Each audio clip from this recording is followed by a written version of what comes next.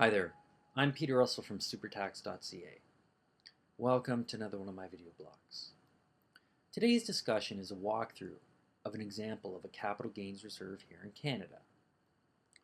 Let's suppose in 2011 you're selling building or property here in Canada, and you've incurred a capital gain on the disposition of that property. Well, specifically, the taxable portion of that capital gain must be reported on line 127 of your T1 General Canadian Income Tax Return. Now, what happens if you don't receive all the proceeds in the current taxation year? Well, it doesn't seem fair to pay all the income tax on the taxable portion of that capital gain in the current taxation year if you're not receiving all the proceeds in the current taxation year. Well, because of this, the Canadian Income Tax Act under Section 40.1 allows a reasonable reserve, a capital gains reserve. Now, how do we calculate this capital gains reserve? Well, the capital gains reserve is generally the lower of two amounts. The first amount in the first year would be 4/5 of the capital gain. The second amount would be proceeds not due yet divided by total proceeds times the capital gain. Whichever one works out to the lower amount would be your capital gains reserve for the current taxation year. Now, I have a complete example which I'm going to walk through with you now. Let's go to our example on the big board.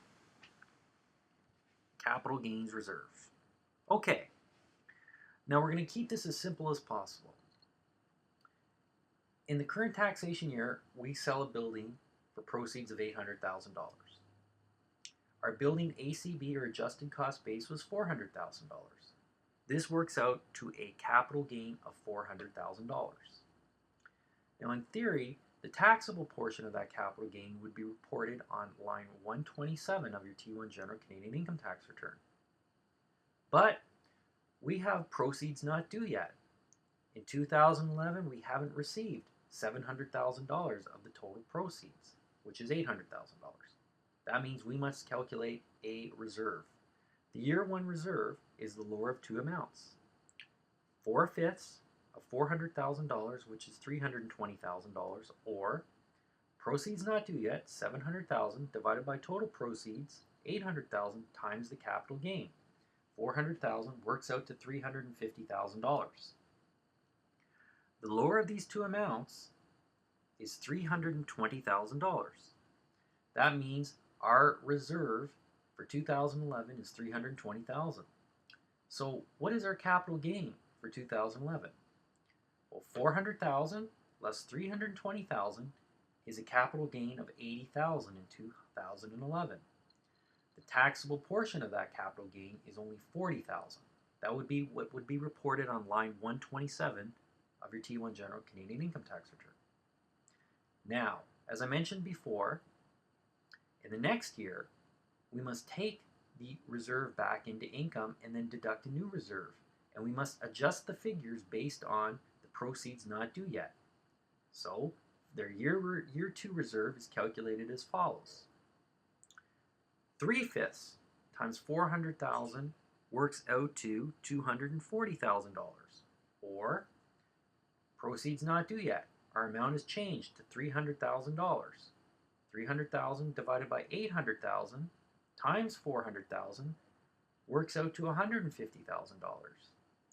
So our reserve is getting smaller because we have received more of the proceeds. We have gone from $700,000 left owing to now only $300,000 left owing.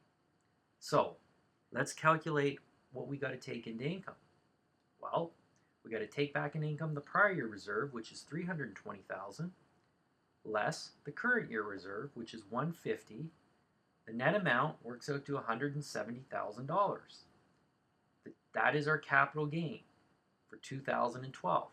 The taxable portion of that capital gain is half of that, which is $85,000. That would be picked up on line 127 of your T1 General Income Tax Return for 2012. Now, let's move to year three. As you can see on year three, 2013, our proceeds not due yet is now zero, which means we have received all the proceeds on the disposition of our building. Let's work out our year 3 reserve, the lower of two amounts. 2/5 times $400,000 works out to, now if you can all see it, $160,000, or 0, which is our proceeds not due yet, divided by 800,000 total proceeds times the capital gain, 400,000, equals 0.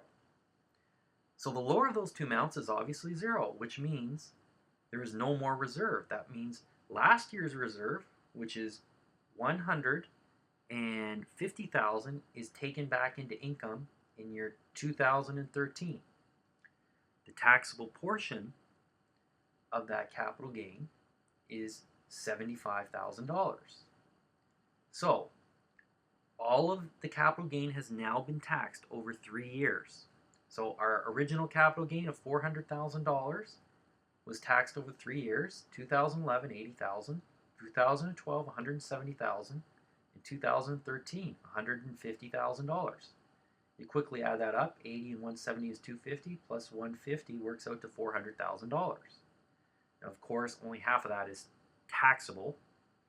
But now you can see that we have fairly broken down the capital gain as the proceeds came in over 3 years. That is how a reserve works. Now, generally, the reserve can go up to 5 years, but for simplicity and the size of my board, we only did 3 years. Okay.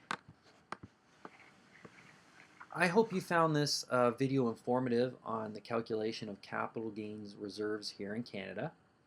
If you have any questions, please feel free to leave a note below, or you can send me an email at peter@Supertax.ca. Thank you very much for listening. Take care.